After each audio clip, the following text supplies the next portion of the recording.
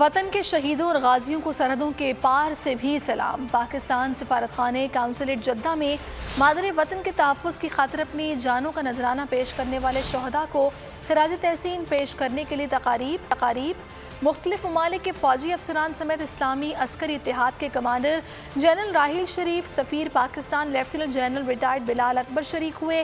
دفاع وطن کی خاطر افواج پاکستان کی قربانیوں کو شاندار الفاظ میں خراج تحسین پیش کیا گیا۔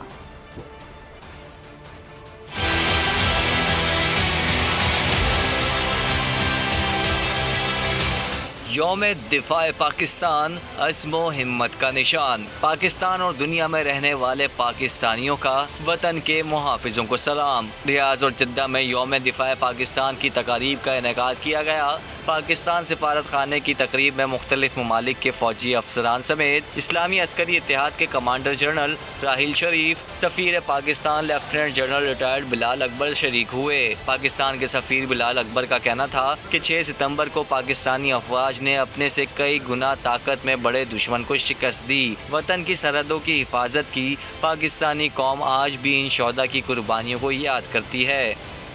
جدہ میں تقریب سے خطاب کرتے ہوئے کونسلر جنرل جدہ خالد مجید کا کہنا تھا کہ پوری قوم افواج پاکستان کے شانہ بشانہ دفاع وطن کے لیے ہر وقت تیار ہے۔ ہمیں ایک قوم بن کر آپس میں اتحاد و اتفاق کو مضبوط کرنا ہے۔ تقریب میں پاکستانی افواج کے عظیم کارناموں کی دستاویزی فلم بھی دکھائی گئی۔